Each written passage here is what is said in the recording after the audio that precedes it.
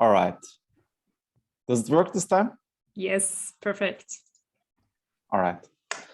Okay. So here's Tamer, one of the founders of City Games Vienna, and today I will talk about, or let's say the topic of our talk is blurring the borders of magic circle and how urban games can be used as a method to fuse game worlds with the real city.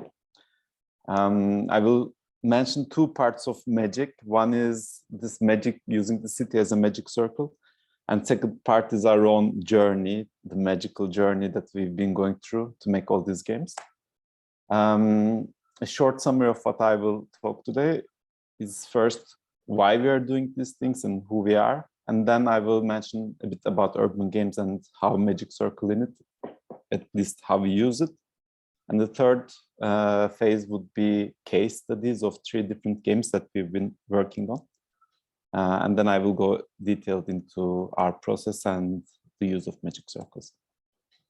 We always start with why we do such games. Basically, we have a vision of having a playful urban life where the people are more aware of their surroundings, of each other, and at the same time, contributing to city life with these games. And we use game as a container, game as a format for bringing this vision to more and more people. This is a short summary of who we are. We are like an urban game studio or location-based game studio in Vienna.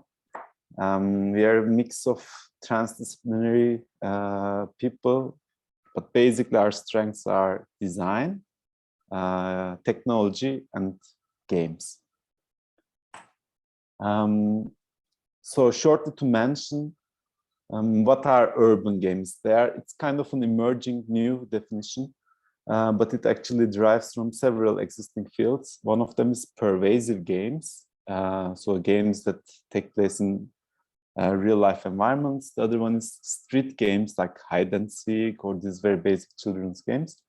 And then there's also alternate reality games where the game story is somehow mixed with the real life stories.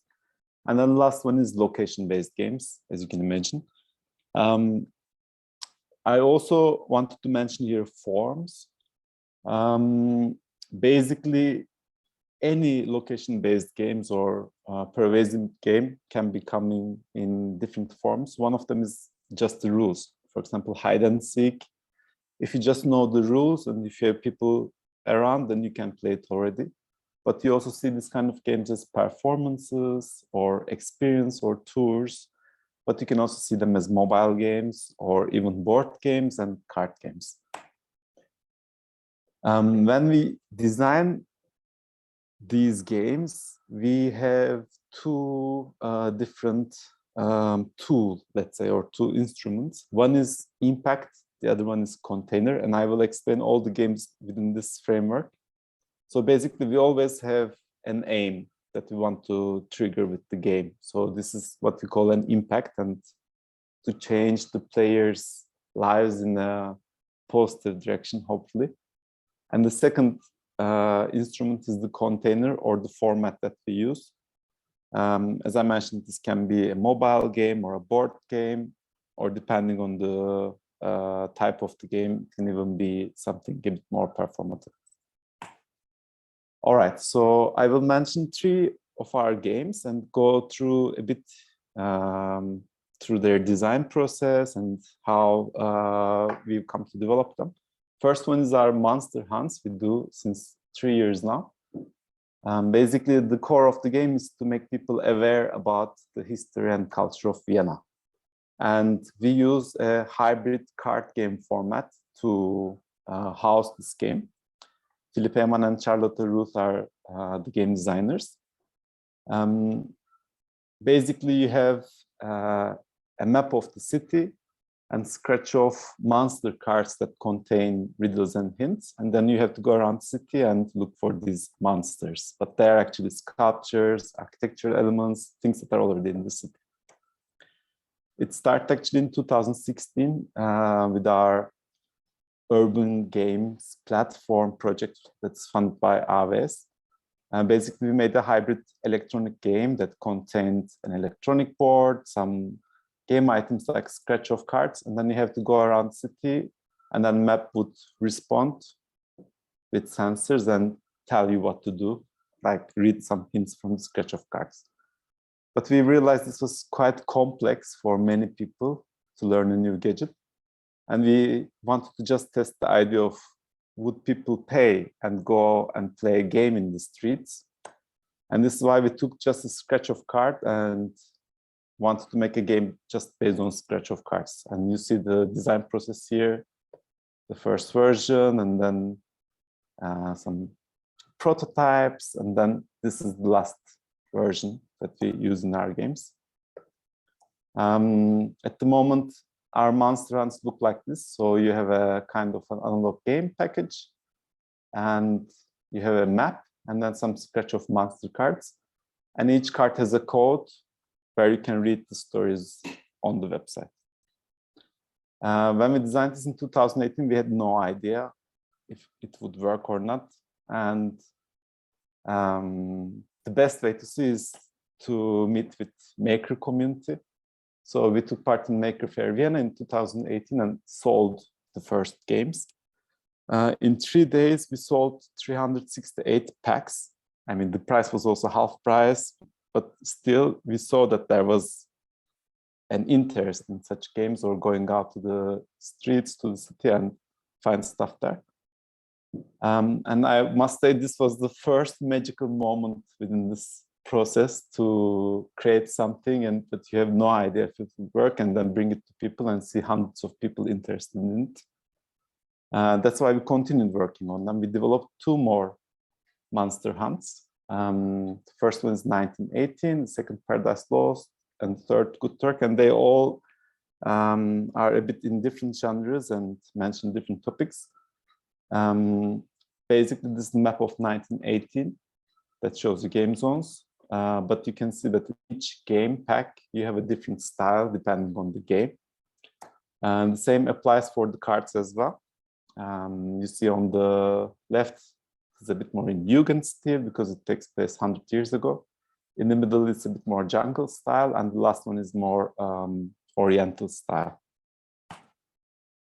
I also want to mention a quick analogy of how we make abstraction of real life objects. So let's say there's a real life sculpture in Stadtpark. Then we turn it into a monster and then make a card with illustrations and riddles. And then we define the game zone. That's basically the map.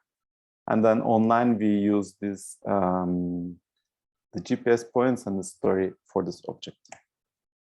I must say that, like, one of the biggest thing that affects us is going to events in Vienna. It's a bit difficult now, but when we went to events, and we really saw a lot of different people interested in our project. Since 3 years, we sold more than 8,000 games, actually, just in Vienna.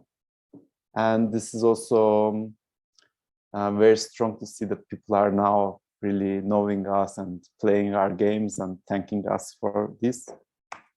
We also sell in different shops in Vienna, like Thalia's, Morava, Sunenspielwaren Heinz.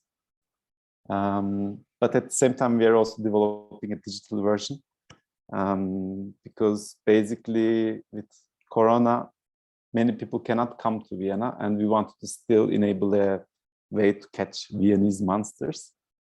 So this is what we are working on now, and our idea is to go international with such a game. So you again hunt monsters, but this time completely digital and with Google Street Views. That was basically first game, Monster Hunt. I will go to the second and third one, and afterwards we can talk a bit more in detail in the questions. The second game that we are working on since some time is CATRINA. It's basically a game to bring awareness to people on gender-sensitive civil courage situations. The container here is a phone game. So it's a game that you need to call a phone number, and then the game starts. And then you make decisions on the game using key presses. Game designers Sabine Hara, Claire Eschmann, and Philipp Eman. This project is funded by FFG. We are doing it as a consortium. Basically, AIT is leading the project. And then we have FA Hagenberg, SOS Menschenrechte, and SIMT.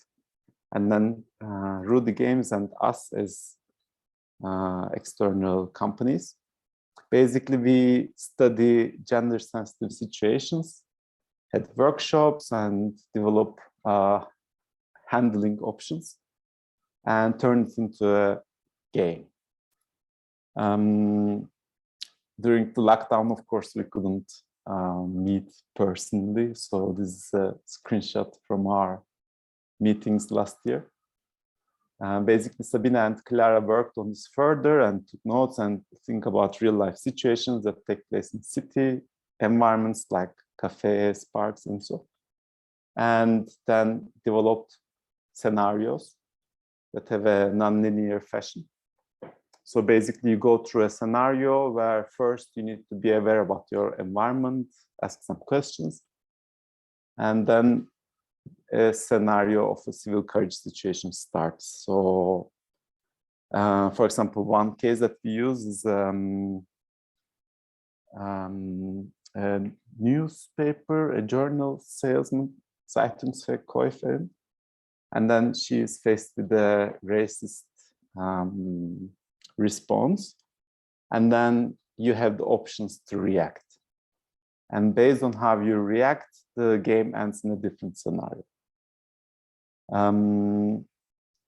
You can try the game. This is the phone number. At the moment, it's actually for a cafe environment, which is not really possible during a lockdown. The game is in German now, but basically it works like this.